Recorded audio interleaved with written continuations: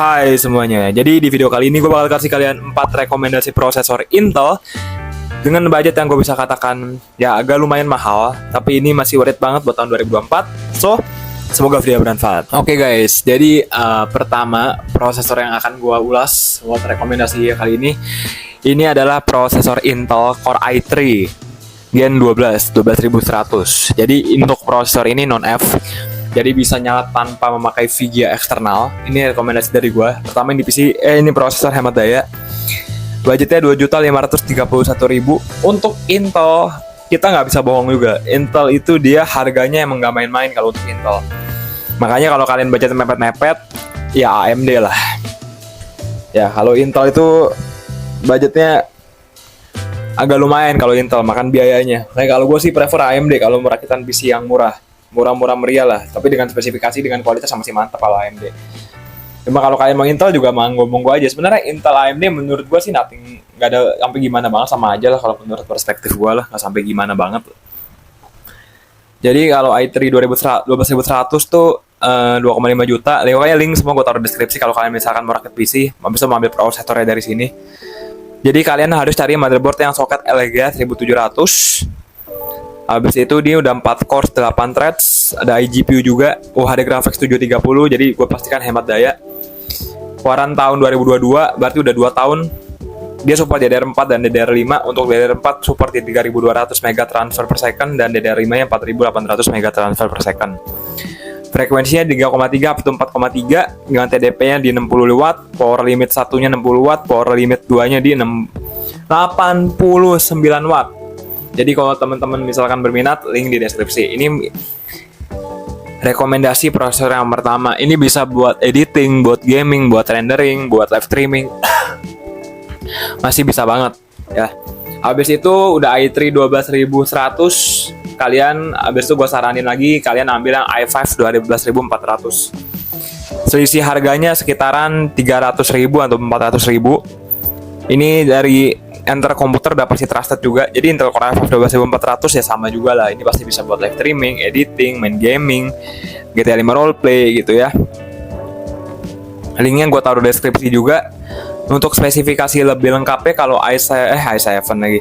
Untuk i5 12400 ya guys ya. i5 12400 tuh dia, kalian juga bisa cari motherboardnya LGA 1700. Habis itu dia udah 6 cores 12 threads. Kalau sebelumnya cuma 4 cores 8 threads, ini udah 6 cores 12 threads. Jadi perbedaannya juga udah signifikan. Frekuensinya di 2,5 atau 4,4. Dia keluaran tahun 2022 bulan Januari juga, berarti udah 2 tahun dengan TDP-nya di 65 watt, UHD graphics 730. Jadi kalau teman-teman misalkan berminat, linknya ada di deskripsi semua. Kalau nggak minat ya nggak apa-apa. Cuma ini rekomendasi dari gue buat tahun 2024. Usianya juga baru setahun. Ini bisa buat gaming, buat editing, buat live streaming dan kawan-kawannya. Ya, ini di i5 12400. Dan ini gue pastikan hemat daya juga teman-teman. Jadi nggak bakal ada persoalan. Habis itu rekomendasi dari gue adalah i7 12700. Nah, ini udah mulai bedanya signifikan nih harganya. Udah beda sekitaran 2.200.000. 3.200.000 guys. Maaf. Bedanya udah selisihnya 3,2, 2,8 dia 3,2 kan. i7 12700. Ini udah i7 Gen 12. Jadi ya bisa gua katakan emang harganya lumayan mahal. Bukan lumayan lagi. 6 juta itu bisa dapat PC loh. Sama full set bisa loh. Waktu itu gua rakit PC aja di bawah 6 juta ya udah dapat komputer full set. Cuma ini mah buat kerja berat aja. Live streaming yang udah levelnya tuh yang level Tier S kali ya.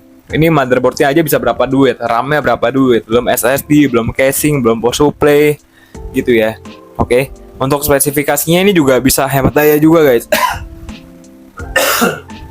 Jadi ini udah 12 cores, 20 threads. Wajar harga 6 juta prosesor doang. Prosesor segini aja harga 6 juta. Gitu loh ya. Jadi kalau kalian merakit komputer yang bagus gitu ya, kalian harus siapin uang budgetnya lumayan juga guys. Bukannya gue ngatain kalian gak mampu atau gimana. Maksudnya tuh rakit komputer tuh nggak, apalagi kalau rakit komputer mahal nggak nyala itu lebih nyesek lagi. Hati-hati, power supply yang bagus makanya.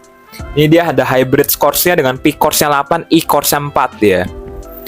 Ya, ini dia LGA 1700 Dia habis itu 10 nanometer, frekuensi 2,1 up to 4,9, TDP 65 watt dengan power limit 2-nya 180 watt.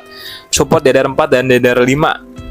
DDR4-nya dibuat di 3200 MB transfer per second, DDR5 di 4800 MB transfer per second. Keluaran tahun 22 bulan Januari. Jadi let's say prosesor 6 juta, motherboardnya 3 juta. Ini bisa nyala tanpa pakai VGA eksternal, bisa. Cuma kalau gua sih saranin temen-temen gimana ya, ambil ini nggak apa-apa, 6 juta paling bisa 20 kali 15 kali PC doang, tapi itu belum VGA, cuma ini bisa nyala tanpa pakai VGA eksternal gitu loh. Kalau market komputer DM Instagram gua aja, nanti kita konsultasi bareng-bareng lah ya.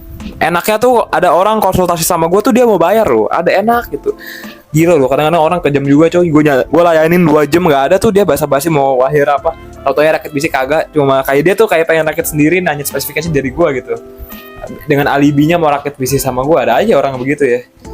Ya cuma kayaknya gue yang gak harus sabar lah. Ini gue bantuin kasih kalian rekomendasi lah. Yang terakhir ini gue rekomendasiin Intel Core i9 12900K. Kalau K itu wajib pakai motherboardnya yang seri Z.